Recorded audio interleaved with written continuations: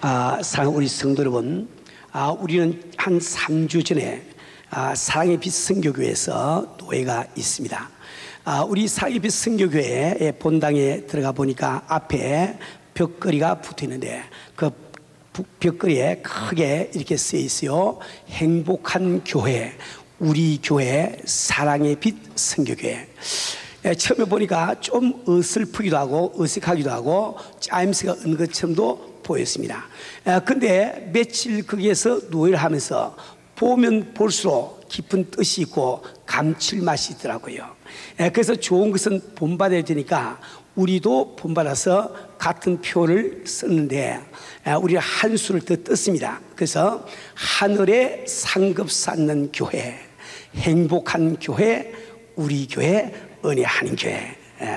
좀 여러분들 머리로 다 외워질까 걱정은 되지만은 우리 한번 해봅시다. 참 좋습니다. 시작. 하늘에 상급 쌓는 교회, 행복한 교회, 우리 교회, 은혜 하는 교회. 이렇게 그 로바트가 말하듯이 그렇게 하지 마시고 좀 감정을 넣어서 행복한 교회 할 때는 좀 이렇게 감정을 넣어서 한번 하기를 바랍니다. 다시 한번 해봅시다. 같이 시작. 하늘에 상급 쌓는 교회, 행복한 교회, 우리 교회, 은혜 하는 교회. 한 번만 더 해봅시다. 시작. 하늘에 상급 쌓는 교회, 행복한 교회, 우리 교회, 은혜 하는 교회. 이제 우리 한번 정말 자신 있게 고백하신 마음으로 우리 둘씩 짝을 지어가지고 서로 한번 바라보시면서 한번 해봅시다. 시작. 하늘에 상급 쌓는 교회, 행복한 교회, 우리 교회, 은혜 하는 교회. 우리가 계속 이렇게 외울 때 그대로 이루어질 줄 믿습니다. 우리 성도 여러분, 금년도 우리 교회 목표는 예수 안에서 기뻐하자, 주 안에서 기뻐하자. 그리고 우리의 목표는 행복한 교회 생활, 행복한 개인 생활, 행복한 가정 생활로 정했습니다. 우리 성도는 우리가 이러한 그 목표에 도달하기 위해서는 우리가 반드시 해야 될 일이 있는 것입니다. 다시 말하면 우리가 하늘에 상급 쌓는 교회가 먼저 되지 아니하고는 우리가 행복한 교회가 될 수가 없습니다. 또 우리 교회를 향해서 대해서 우리 교회, 내 교회, 이 주인 의식이 없이는 결단코 우리가 행복한 교회 생활을 할 수가 없습니다. 그래서 우리는 정말 행복한 교회 생활, 또 행복한 개인 생활, 행복한 가정 생활을 하는데 어떻게 하면 될 것인지 잠시 설명을 해드리기를 원합니다. 우리 성도는 우리가 정말 행복한 교회를 만들기 위해서는 제일 먼저 알아야 되는 것은 행복에는 두 가지 종류의 행복이 있습니다. 첫째 한 가지는 진정한 행복이 있고, 두 번째는 이렇게 거짓된 헛된 행복이 있는 거예요. 진정한 행복은 영원성이 있습니다. 지속성이 있습니다. 그러나 헛된 행복은 잠깐 행복한 같지만은 시간이 지나면서 그 행복감은 사라져버리고 마는 것입니다. 우리 성도는 만약에 우리가 교회 와서 우리 교회가 행복하다, 참 행복한 우리 교회, 이렇게 고백을 하는데 그 고백하는 이유가 바로 우리가 교회 왔을 때 서로 사이가 좋아서 다투지 않고 우리 교회 예배 분위기, 모든 분위기가 내 분위기에 맞아들고, 또 우리가 참 교회 올 때 아무 부담이 없고 마음에 기쁨이 있어, 그것만 가지고 우리가 행복한 교회라고 말한다면 그 행복은 거짓된 행복이 되고 마는 거예요. 얼마 되지 않아서 언젠가는 사라져버리게 마는 겁니다. 우리 성도는 참다운 행복이라고 하는 것은 반드시 하나님의 관점에서 규정이 되어야 되는 거예요. 우리 하나님의 관점에서 행복을 규정한다, 이 말은 바로 영혼이라고 하는 이 관점에서 우리는 행복을 규정을 해야 되는 겁니다. 우리 성도는 우리가 이 영혼이라고 하는 이 관점에서 우리 생각을 한다고 하면 진정한 행복은 반드시 하늘나라의 상급을 쌓는 일로부터 시작이 되지 않으면 안 됩니다. 왜 그런가 하니까 우리가 이 세계에 살고 있는 목적 자체가 바로 참 이 하늘나라의 상급을 쌓기 위해서 살고 있는 겁니다. 우리 성도는 우리는 왜 구원받은 성도가 지상에 살고 있는지 그 이유를 잘 아셔야 되는 거예요. 오늘 본문 말씀은 그 이유를 우리에게 단적으로 설명해 주고 있습니다. 사도 바울은 오늘 본문 말씀을 통해서 세 가지를 우리에게 말씀해 주고 있습니다. 첫째는 이 5장 8절에 있는 말씀대로 우리가 담대하여 원하는 바는 차라리 몸을 떠나 주와 함께 거하는 것이라. 우리 사는 우리 성도 여러분, 오늘 우리는 내 자신의 믿음을 다시 한번 점검을 해 보기를 바랍니다. 우리가 예수를 믿는다고 하면서 아직도 육신의 죽음이 두렵다고 하면 그것은 우리가 이중적인 잘못된 신앙생활을 하고 있는 겁니다. 우리 사는 우리 성도 여러분, 우리가 부활하철군 우리 집 찬양을 부르면서 우리가 정말 참 육신의 죽음을 두려워한다고 하면 우리는 그 무엇인가 잘못을 저지고 있는 거예요. 왜냐하면 그 아름다운 천국, 그 좋은 낙원에 가는 관문이 바로 육신의 죽음 아닙니까? 그래서 이 성경 말씀은 육신의 죽음을 두려워하지 하면 안 된다고 말씀하고 계신 거예요. 우리가 구주를 생각을 해도 내 마음이 좋거든 주 얼굴 배울 때야 얼마나 좋으랴.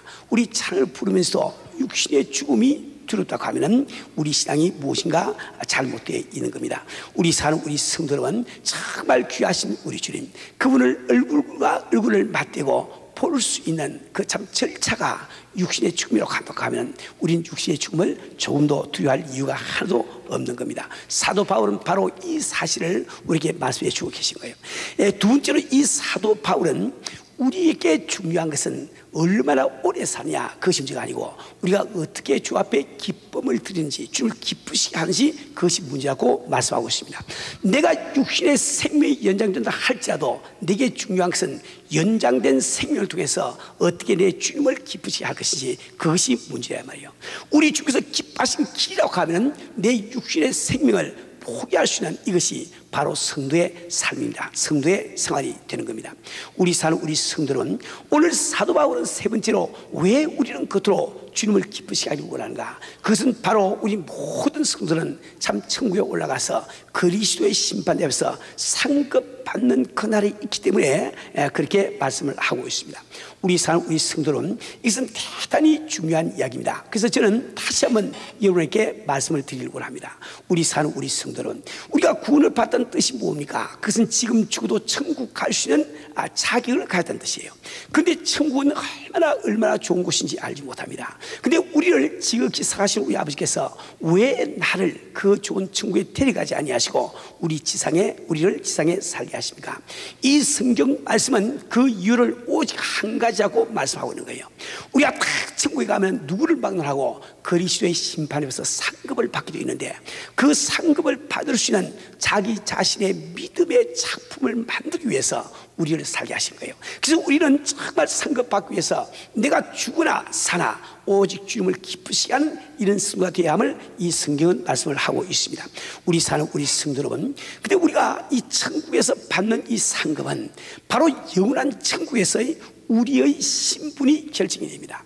우리 사는 우리 성도 여러분, 여러분 이것을 김 목사님의 하나의 이론이다 이렇게 생각하지 마세요. 성경은 분명히 우리에게 그 사실을 계시하시고 가르치고 계시단 말이에요.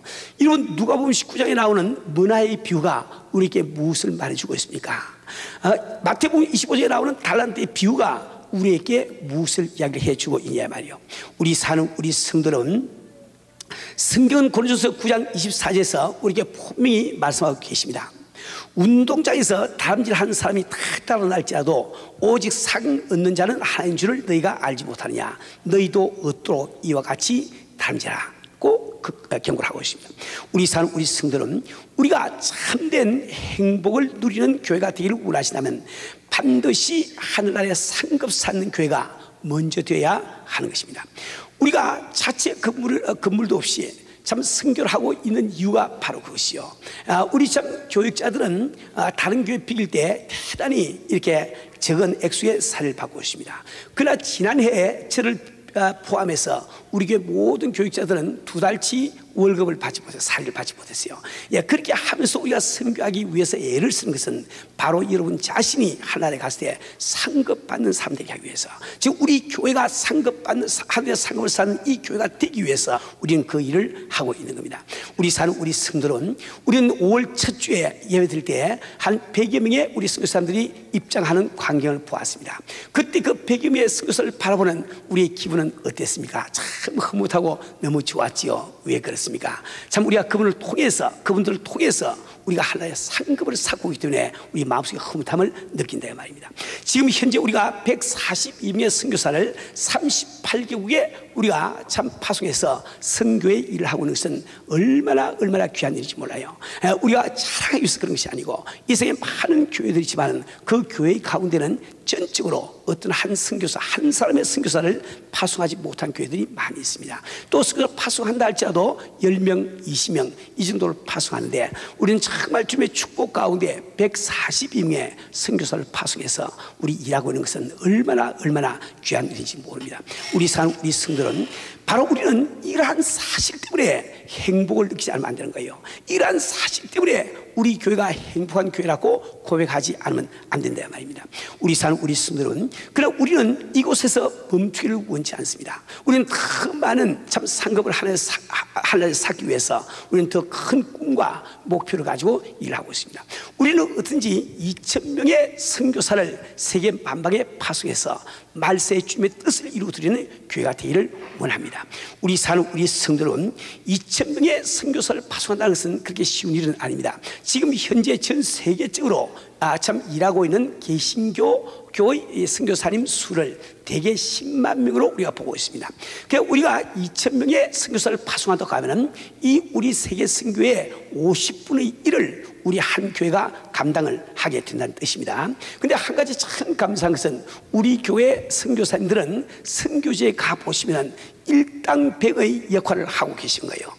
결코 우리 교회 자랑하기 위해서 그렇지 않습니다. 여러분들이 소련에 한번 가보시면 소련 각 지역에 많은 나라에서 또 많은 교회에서 나오신 선교사님들이 계십니다. 근데 대부분의 선교사님들은 참 교회 하나를 개척해서 100명 혹은 200명 미만의 성도님들을 데리고 목회를 하고 있습니다. 또 많은 선교사님들이 사실 30명, 40명의 교인들을 데리고 목회를 하고 있단 말이에요. 근데 우리 교회 선교사님들은 참 가는 곳곳마다 지금 현재 15개 내지 20개의 지교회를 갖다가 세우고 건드리고 있으면서, 또 우리 선교사님들이 직접 목회하는 교회는 1,500명 넘게 보이는 교회들이 많이 있단 말입니다. 우리 성도는, 우리는 정말 참 이 선교사님들이 참 선교지에 나가서 10사람의 선교사의 몫을 하고 있음을 분명히 깨달아야 됩니다. 그래서 우리가 정말 2,000명의 선교사를 보내지만은 우리 2,000명의 선교사님들이 참 10사람의 몫을 감당해서 2만 명의 선교사의 구실을 해준다고 하면은 우리는 지금 오시는 그날까지 이 세계 선교의 5분의 1, 10분의 1 내지 5분의 1을 감당하는 이런 결과가 된다 말이에요. 그래서 얼마나 참 귀한 일인지 이루 말할 수가 없습니다. 우리 성도는, 우리는 성경에서 능치 못한 이 응수를 알고 있습니다. 우리가 정말 참 이게 주 앞에 상급 쌓기 위해서, 주님을 섬기기 위해서 뚜렷한 목적 의식을 가지고 목표를 세우고 우리가 믿음으로 함께 기도할 때 반드시 스님은 이 뜻을 이루어 줄 믿습니다. 우리 성도는, 근데 우리는 이 2,000명의 선교사를 파송하기 위해서는 우리 교회가 15,000명으로 자라지 않으면 안 됩니다. 제가 15,000명이라고 하는 것은 등록 교인 수를 이야기하시고 주일날 출석 교인 수의 수를 이야기를 하고 있는 거예요. 그런데 우리는 이 수년 동안 3,000명의 출석 교인 목표를 세웠지만은 우리가 이루지 못했다고요. 그러니까 여러분 가운데서는, 목사님 우리가 몇 년 동안 3,000명 목표를 세우고 기도했는데 여태까지 이루지 못했으니 이제 15,000명 이야기도 공연불로 끝날 수가 있겠지요. 이렇게 생각할 분이 계실지 모르겠습니다.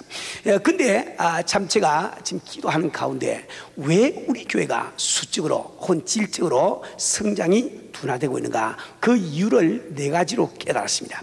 이 4가지 이유를 우리가 고치면 우리가 얼마든지 부흥성교 할 수 있는 거예요. 근데 오늘 시간이 없으니까 4가지는 다 이야기 못하고 2가지만 제가 말씀을 드리려고 합니다. 제일 첫째로 우리 교회가 수적으로 성장하지 못하는 큰 이유 가운데 한 가지는 이 교회에 처음 오시는 우리 새 가족들을 교회에 정착을 시키지 못하기 때문에 그런 겁니다. 우리 사는 우리 성도는 교회라고 하는 것은 어떤 그 사이클을 계속 돌고 있어야 되는 거예요. 즉 제자된 우리 성도가 세상에 나가서 참 전도해서 새 가족을 교회에 모시고 들어와서 그 새 가족이 교회에 들어와서 성령을 받고 성도로 변하면서 또 그 성도로 변한 성도가 양육을 받아서 주님의 제자로 변신이 되며 저 주님으로 제자로 변신된 그 제자가 성도가 다시 세상에 나가서 또 새 가정을 데리고 이것이 계속 되풀이되는 가정에서 교회는 수직으로 부흥이 될 수가 있단 말이에요. 근데 한 새 가정이 우리 교회 오셔가지고 그분이 성령을 받고 제자로 양육받기 위해서는 먼저 교회에 뿌리를 내리고 정착을 하지 않으면 되는 거예요. 근데 우리 교회는 지금 현재 새신자들의 정착률이 굉장히 낮은 편입니다. 왜 그런가? 그건 이유가 있습니다. 그것은 우리 교회는 매주 적어도 20-30명의 이 새신자들, 새 가족들이 온다 말이에요. 그 20-30명이 금주에 오니까 그분들에게 관심을 쏟느라고 지난주에 관심을 기울였던 새신자들에게 관심을 기울일 수가 없는 거예요. 우리 교회를 처음 오신 분들은 한 주는 관심을 받았는데 그 다음부터는 관심 받기야. 그러니까 신앙이 없는 그분들이 무슨 재미로 교회를 나오시겠냐 말이에요. 그렇죠? 그래서 우리가 이 교회가 잘 가면 반드시 이 문제가 해결이 돼야 되는 거예요. 그래서 이번에 저는 참 기도 가운데 이 문제를 해결하기 위해서 바나바 사역이라고 하는 사역을 우리 교회에서 시작하기로 작정을 했습니다. 이 바나바 사역이라고 하는 것은 바나바라고 하는 사람은 참 이 사도행전 9장에 나오는 대로 이 바울을 예루살렘 교회에 접목을 시킨 사람이에요.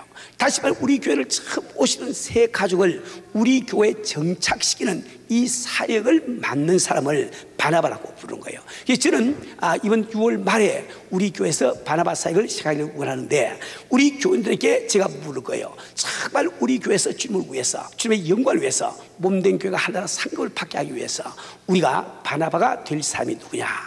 이 바나바가 되는 사람은 완전히 저희 이 목사의 분신이 되는 거예요. 우리가 함께 일을 해야 되는 겁니다. 그래서 그런 분들을 40명을 모아서 교구장들을 통해서 우리가 모을 거예요. 모아서 반반 하나, 낮반 하나, 80명 되죠. 밤에 낮에 직장 나가신 분들은 반반에 나오시고 또 집에 계신 분들은 낮반에 나오시고 그럼 우리가 40명씩 할 수 있단 말이에요. 이걸 한꺼번에 80명, 100명을 시킬 수가 없습니다. 왜 그럴까?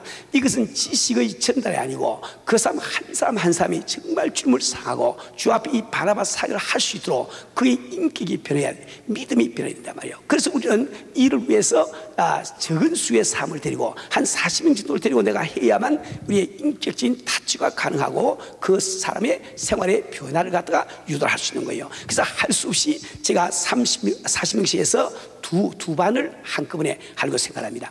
그럼 거기에서 우리는 참 새신자들을 어떻게 우리가 도와주며 여러 가지 우리가 배우게 됩니다. 그래서 이게 일체가 끝나고 나면은 80명의 바나바가 생길 거예요. 그다음에 7주를 더 하면은 또 80명, 이 세 분만 하면은 240명의 바나바가 생기거든요. 그 240명의 바나바가 생기면은 이 바나바들은 무슨 일을 하는 거니까 우리 교회 처음 나오시는 한 가정을 책임을 딱 받는 거예요. 맡아서 그때부터 7주 동안 다른 사람에게 신경 쓰지 않고 그 한 분에만 신경을 쓴 거예요. 그래서 일주일에 어떻든지 한 번은 만나도록 합니다. 만나는 것은 집에서 만나도 좋고 뭐 이렇게 내니스에서 만나도 좋고 혹은 또 교회 와서 만나도 좋습니다.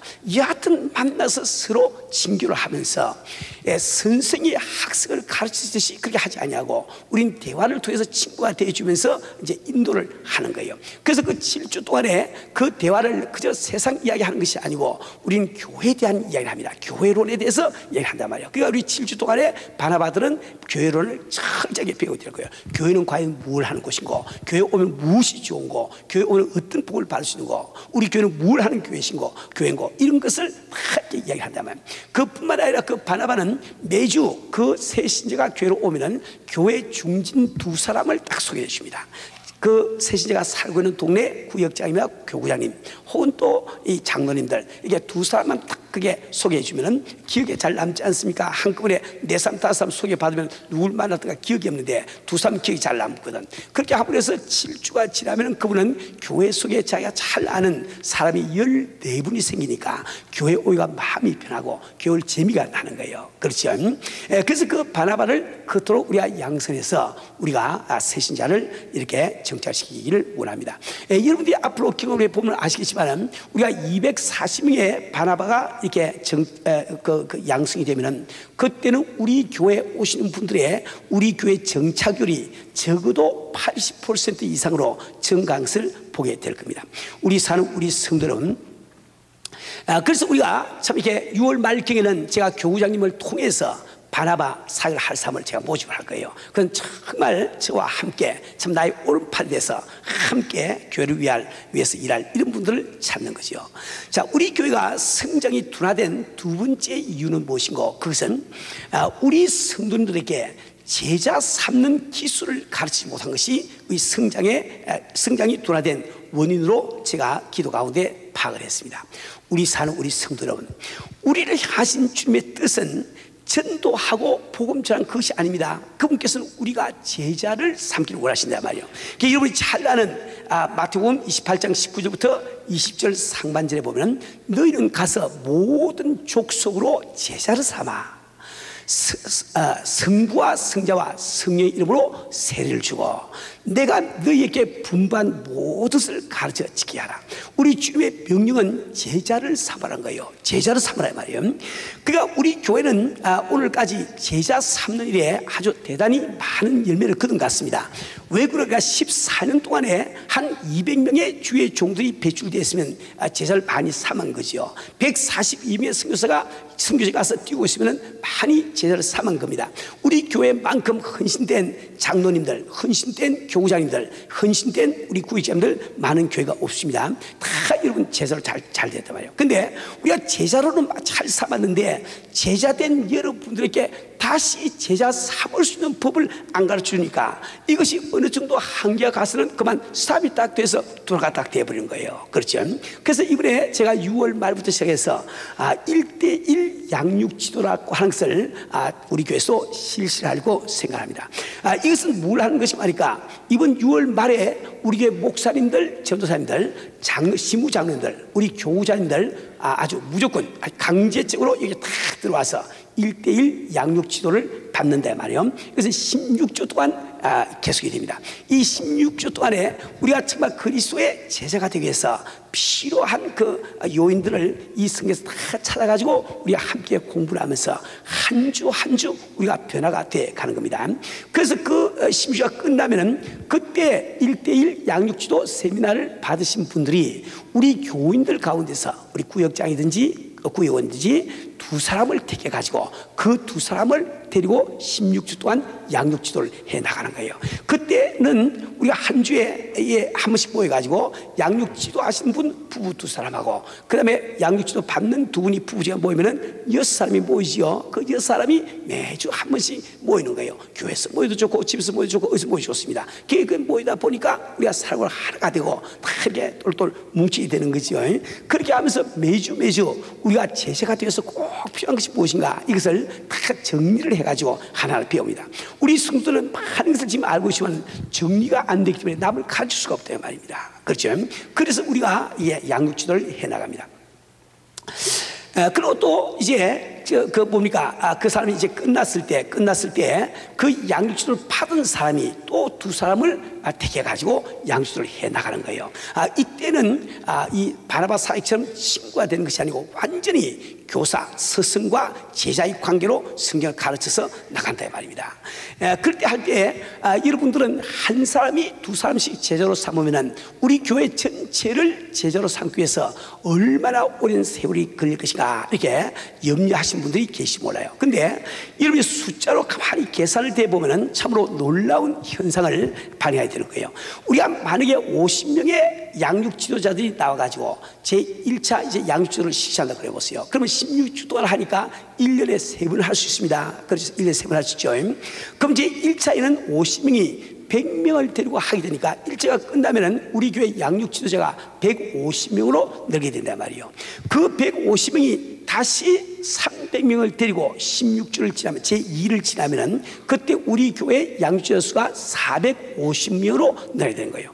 이제 그 450명이 900명을 데리고 제3기를 하게 되면 1350명이 된단 말이에요. 그 16주 끝난 다음에 4기에 들어가서 1350명이 2700명을 데리고 양육주를 하게 되면 결과적으로 4050명의 뭡니까? 그 양육주가 나오는 거예요. 제5기에 넘어가서 4050명이 8100명을 데리고 양육주를 하게 되면 12150명의 양육주가 나온단 말이에요.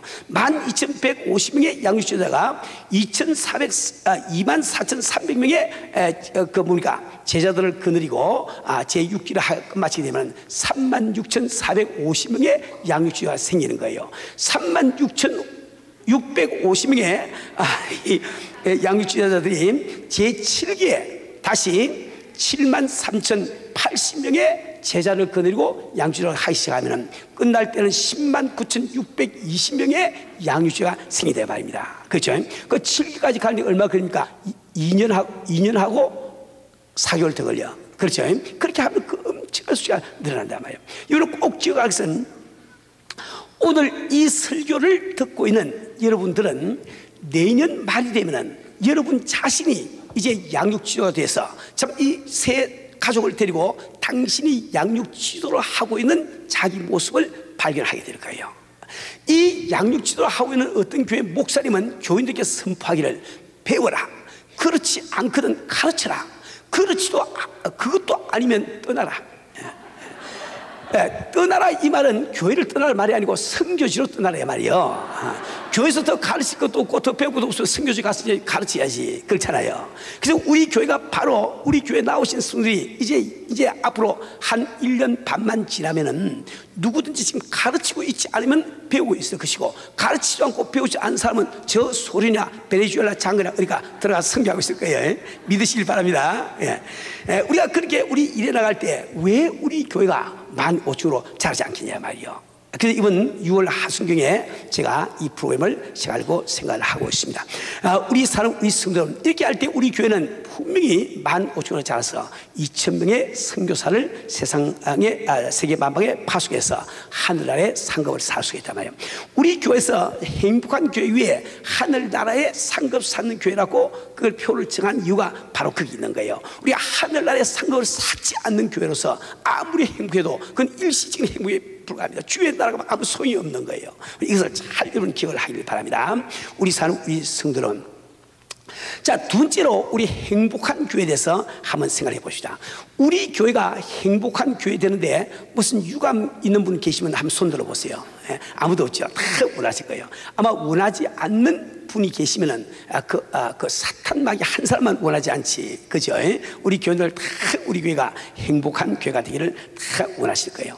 우리 성도들은. 근데 사실 우리 교회에 나오는 우리들은 말이죠, 정말 행복할 수 있는 정말 조건을 갖고 있습니다. 왜 그렇습니까? 정말 우리가 죄 사함을 받은가? 내가 지금 하나님의 자리가 된가? 천국 소망 가지고 살 수 있는가? 천국을 참 유업으로 받을 수 있다는가? 지금 우리 곁에 함께 한 아버지를 모신 자녀된 형제 자매가 있다는가? 우리가 함께 모여서 몸된 교회를 일으키고 주님을 섬기시다는가? 아니 이것 가지고 행복하지 않는다고 하면은 뭘 가지고 행복하겠냐 말이요. 그렇죠? 우리는 이미 행복할 수 있는 충분한 조건을 갖고 있는 거예요. 그런데 우리가 교회를 다니면서 행복을 느끼지 못하는 것은 바로 우리의 책임임을 여러분이 꼭 아셔야 됩니다. 우리 성도는 나는 바로 오늘 우리 교회를 행복한 교회로 만들 책임이 여러분 한 분 한 분에게 있는 것을 다시 한번 여러분에게 회상시켜 드리기를 원합니다. 우리 사랑하는 우리 성도들은, 근데 우리가 이 행복한 교회를 만들기 위해서 꼭 알아야 될 한 가지 사실이 있는데, 이것은 정말 첫 주에 제가 여기에 말씀드린 대로 행복이라고 하는 것은 결단코 외부적인 조건으로 이루어지는 것이 아니에요. 우리가 정말 돈을 많이 벌고 사업이 발전하고 좋은 집을 사고 좋은 창조 사tuk해서 우리 가정이 정빈해서 행복해지지 않는가? 이거 우리가 다 알았단 말이에요. 인간의 참된 행복은 어디서 오는가? 그것은 바로 관계 속에서 오는 것을 믿으시기 바랍니다. 관계 속에서, 즉 하나님과 나 사이에 올바른 관계가 성립이 되고 이웃과 나 사이에 참 이 이웃 하면 부인도 들어가고 자녀 들어가죠. 이웃과 나 사이에 그 올바른 관계가 성립될 때 거기서 인간은 행복을 느낄 수가 있는 거예요. 근데 우리가 하나님과 더불어 올바른 관계를 맺고 참 이 타인 이웃과 더불어 올바른 관계를 맺는 그 요인은 무엇인가? 그것이 바로 사랑이에요. 말이에요. 사랑. 우리가 정말 하나님을 사랑할 때 우리가 하나님과 더불어 올바른 관계가 되지요. 이웃도 우리가 서로 사랑할 때 올바른 관계가 맺어진단 말이에요. 여러분들은 마태복음 22장 37절 47절 말씀에서 우리 주님이 하신 말씀을 잘 기억하고 있을 거예요. 내 마음을 다하고 목숨을 다하고 뜻을 다하여 주 너희 하나님을 사랑하라 했으니 이것이 크고 첫째된 계명이요 둘째는 그와 같으니 내 이웃을 내 몸같이 사랑하라 했으니 이 두 계명이 온 율법과 선지자의 강령이라. 온 율법과 선지자의 강령이란 뜻이 무엇입니까? 그래서 하나님께서 우리에게 계시하신 뜻의 골자가 같아요. 골자. 우리 주께서 많은 것을 우리에게 요구하고 계신데 그 요구하신 그 모든 골자가 무엇인가 하니까 우리가 마음을 다하고 목숨을 뜻을 다해서 하나님을 사랑하고 내 이웃을 내 몸처럼 사랑한다는 거예요. 왜 하나님께서는 우리가 하나님을 사랑하고 이웃을 사랑하기를 원할까요? 우리 인간은 행복이 관계 속에서 결정되기 때문에 우리가 하나님을 사랑할 때 하나님과 더불어 올바른 관계가 맺어지고 우리 이웃을 사랑할 때 정상적인 관계가 맺어진 거예요. 다시 말해 우리를 사랑하시고 우리 하나님께서는 우리가 행복하기를 원하셔서 이런 계명을 주신 것을 꼭 믿으시길 바랍니다. 우리 성도들은 우리가 서로 이토록 귀중한 사랑을 하기 위해서 오늘 여러분 세 가지만 꼭 기억해 주시기 바랍니다. 실천에 옮기셔야 됩니다. 첫째는 무엇인가 하니까 자기 중심적인 생각을 버려야 돼요. 우리는 다 죄인들이기 때문에 자기 중심적인 생각이 너무너무 강합니다. 우리는 정말 참 남을 섬기기보다는 남께 섬김을 받기를 원하지요. 내가 남을 이해해주기보다는 남이 나를 이해해주기를 원하지요. 내가 남에게 무엇을 베풀기보다는 남에게 받기를 원하죠. 모든 것이 자기 중심적이야. 이 자기 중심적인 생각을 갖고 있는 동안은 우리에게는 행복이 올 수가 없는 거예요. 우리는 여러분들이 잘 아시는 천국과 지옥의 그걸 다 예화를 알고 있죠. 어떤 목사님이 참 꿈속에서 지옥에 갔답니다. 갔더니 그 지옥에도 산의 진미가 산더미 전 쌓이는데 거기 있는 사람들이 다 굶어서 바짝 말라 있는 거예요. 이게 웬일인가 하고 살펴보았더니 거기 있는 사람들은 이 팔이 굽어지지 않는 거예요. 그러니까 음식을 있어 집어가지고 입에 집어 넣을 길이 없단 말이에요. 그래서 그들은 쫄쫄쫄쫄 굶고 있더랍니다. 그 목사님이 꿈속에서 천국에 또 가봤더니 천국에도 역시 산의 진미가 이렇게 참 쌓여있고 거기 있는 사람들도 팔이 이렇게 굽혀지지 않더래요. 그런데 그 사람들 다 살이 포동포동 쪄가지고 아주 영양이 잘 흐르더래요. 이거 어떻게 또 그러더니 나 봤더니 그 사람들 다 집어가지고 남을 다 먹이죠. 서로 남을 먹여주니까 다 잘 먹고 잘 산다 말이요. 그렇죠? 우리가 이 자기 중심적인 생각 때문에 우리가 행복한 삶을 살지 못하는 꼭 기억하기 바랍니다. 우리 성도님들이 정말 여러분들이 행복한 교회를 만들기 원하신다고 하면 바로 오늘 이 시간 자기 중심적인 생각을 버리세요. 타인 중심적인 이 생각을 해야 됩니다. 가정에서 나 중심으로 살면 안 돼요. 내 남편이면 아내 중심으로, 내가 아니면 남편 중심으로, 부모님은 자녀 중심으로, 자녀는 부모 중심으로, 그 타인의 중심으로 살 때 그때 우리가 사랑이 이루어질 수가 있는 겁니다. 두 번째로 우리가 기억해야 되는 것은 상대방에게, 우리 옆에 앉은 사람들에게 언제나 관심을 기울이시고 우리가 사랑의 대화를 나눌 줄 알아야 돼요. 우리는 정말 세상을 살아가면서 어떤 사람이 내게 관심을 기울이고 내게 작은 상을 베풀 때 얼마나 우리의 마음이 흐뭇해지는지 우리는 잘 기억을 하고 있죠. 그렇죠? 우리가 정말 상을 나누기 위해서는 옆 사람에게 관심을 가지시고 그분에게 친절한 말, 참 이렇게 친절한 행위를 우리가 하셔야 되는 겁니다. 우리가 참 교회 나와서 예배를 보면서 옆 사람 전혀 관심도 없이 인사도 안 하고 싹 가버리고 이런 사람들은 예수를 못 믿고 있는 거예요. 이 행복을 놓치고 있는 겁니다. 그렇죠? 우리 행복한 것은 내 이웃 때문에 행복한 거예요. 오늘 이 시간 서로 말씀을 기억하시면서 옆 사람에게 한번 관심을 기울이시고 사랑합니다. 다시 한번 인사 한번 해보세요. 서로 인사 한번 해보세요. 예, 사랑, 부부지간도 인사하세요. 사랑합니다. 예. 오늘부터 내가 당신에게 관심을 기울이겠습니다 하고 이렇게 고백을 하세요. 예. 오늘부터 당신에게 관심을 기울이겠습니다 고백을 하세요. 마음에 작전하시고 반드시 이거 해야 됩니다.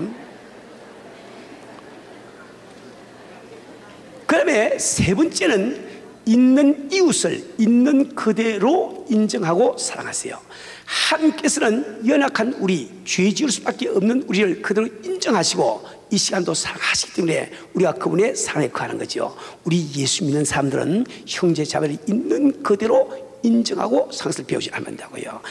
아무리 그분이 얄밉게 생겨도 그대로 인정하고 사랑하세요. 아무리 옆에 있는 사람이 말이 많아도 그대로 인정하고 사랑하세요. 그 옆에 있는 사람이 아무리 남 흉을 잘 봐도 그것도 인정하고 그대로 사랑하셔야지. 그것 따지지 않은 사랑을 할 길이 없단 말이요. 그렇죠. 우리 사는 우리 성도는 언제 우리가 이런 상이 가능할까요? 그것은 바로 내 옆에 앉은 형제 자매가 바로 주님 자신 것을 우리가 기억할 때, 그 인정될 때 그 상이 가능합니다. 우리 주님 봄이 말씀하시를 내가 소자 하나님께 행한 것이 바로 내게 행한 것이라, 내게 행한 것이라. 그렇죠. 우리 내 옆에 형제 자매가 앉아있는 것은 내가 주 앞에 상을 나타내는 수단으로 앉아있는 거예요. 그래서 내 옆에 앉아있는 형제 자매가 작은 예수로 보일 때 비로소 이 상이 가능한 겁니다.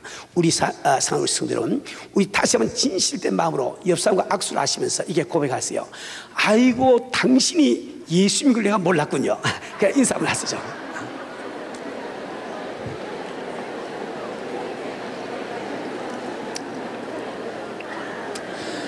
제가 말씀드릴 때 이런 고백을 할 때는 좀 호들갑스럽게 하라고 그랬죠.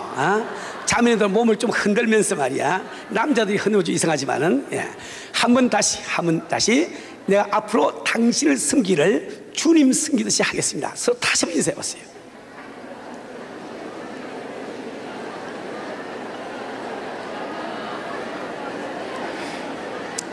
그럴 때 우리가 진정으로 행복한 교회를 만들 수가 있는 겁니다. 우리 사는 우리 성도는 세 번째로 우리 교회라는 부분입니다. 우리 교회. 여러분들이 교회를 다니면서 참 행복한 신앙생활을 하기 위해서는 이 교회가 내 교회로 느껴져야 됩니다. 즉 다시 말해 이 교회에 대해서 주인의식이 생겨야 된단 말이에요. 근데 많은 교인들은 교회를 다니면서 손님처럼 다니는 분들이 계셔. 이 교회는 목사님이 교회고 장로님들 교회고 나는 손님이다, 이런 생각을 가지고 다니신단 말이에요. 그러나 성경 그렇게 말하고 있지 않습니다. 이 교회의 주인은 오직 예수님이시여, 이번에 한 분 한 분이 같은 그리스도의 몸에 붙은 지체임을 이 성경은 말하고 있단 말입니다. 우리 사는 우리 성도는 이 교회는 필요 없는 사람이 한 사람도 없는 거예요. 한 번은 이 몸의 신체 각 부분이 서로가 자기 자랑을 하기 시작했답니다. 눈은 이야기하기를 야 내가 없으면 앞을 어떻게 보고 제대로 달릴 거야, 매일 전봇대에 부닥치고 난 법석을 하지, 막 자랑을 하니까 또 손이 이야기를 야 그건 문제 아니야, 나는 정말 귀중한 사람과 악수도 하고 금반지도 끼고 다이아몬드 반지 끼고 한참 자랑했단 말이요. 또 발이 이야기하기를 야 그렇지만 너 내가 없으면 어떻게 너 달릴 거냐, 어떻게 서 있을 거냐 막 자랑합니다. 그래서 뭐 손가락이 제자를 다 하고 엄지 발가락 점수 자랑 다 했습니다. 제일 마지막에 새끼 발걸이 남은 거예요. 그러니까 다른 친구들 볼 때 저건 또 뭘 지금 자랑할까 하고 저 보니까 새끼살이 뭐 자랑할 게 없잖아요. 그 새끼 손가락에 하는 말이 너희들이 아무리 그래 자랑해도 내가 없으면 너희들 다 병신이야 병신. 그죠? 새끼 발가락이 없으면 병신 되고 말아. 그죠? 우리 교회는 필요 없는 사람이 없는 거예요. 이 몸된 교회는 필요 없는 사람이 없습니다. 그래서 우리는 한 사람 한 사람이 내가 주인 의식을 가지고 교회를 다니셔야 된단 말이에요. 우리가 주인이 된다는 이 말은 권리를 주장한단 말이 아닙니다. 주인은 책임과 의무를 항상 주장을 하게 되는 거예요. 우리가 손님으로 다니는 그 사람은 교회의 약점이나 단점이 눈에 보입니다. 그것을 밖에 나가서 입에 올린다고 비판한다 말이에요. 그러나 주인의식을 가진 사람, 즉 이 교회가 내 교회라고 생각하는 사람은 어떻게 하면 그 단점과 약점을 내가 들어서 보완할 것인가, 그래서 노력을 하게 된다 말입니다. 그렇잖아요.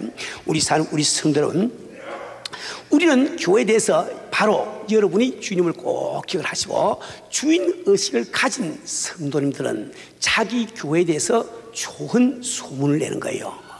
그래서 식당에 주인이 있는데 손님은 와서 이 음식이 맛이 있다 없다 막 이렇게 이야기하고, 또 나가서 어느 식당에 갔더니 그 맛 되게 없더라 이런 이야기 한다 말이에요. 근데 주인이 나가지고 그 이야기 합니까? 주인이 절대 그 이야기 한다고요. 어떻게 하면 맛있는 음식을 만들어 가지고 대접할까 이렇게 생각하거든요. 그렇죠? 여러분이 만약에 이 교회가 내 교회라고 하면은 우리는 부족한 인간들이 모이는 교회이기 때문에 이 약점이 있고 참 이렇게 불완전한 것이 있습니다. 그러나 우리는 그것을 가지고 밖에 나가서 이렇게 떠들고 그걸 선전한 이런 사람이 되지 않고 좋은 좋은 것을 찾아가지고 우리가 그걸 이렇게 다 자랑을 해야 되는 거예요. 어떤 중국집에 앵무새가 있는데 그 앵무새가 손님이 들어오면은 우리 집 짜장면 맛이 없어, 우리 집 짜장면 맛이 없어, 매일 그런다 말이요. 그러니까 손님이 자꾸 떨어지는 거예요. 주인이 너무너무 화가 나가지고 그만 빨래 집게를 가지고 그 앵무새의 항문을 탁 집어버렸답니다. 그 항문을 딱 집어버렸으니 먹기는 먹는데 배설을 못하니까 배가 자꾸 나오지요. 그렇죠? 그런데 그 중국집에 우리 서양원 장로가 들어갔더니 그 앵무새가 하는 이야기, 너도 집혔니? 그러더래.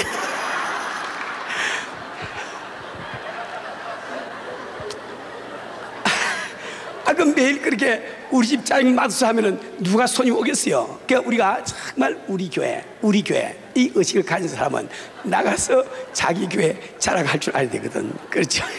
우리가 자꾸 자랑할 때 그 다른 사람들이 교회 호심을 가지고 올 수 있는 길이 열린단 말이에요. 그렇죠? 우리 성도 여러분, 우리는 정말 하늘나라의 상급을 삼는 교회, 우리 행복한 교회, 우리 교회 만들기 위해서 우리 함께 기도하면서 우리가 노력을 해야 되겠습니다.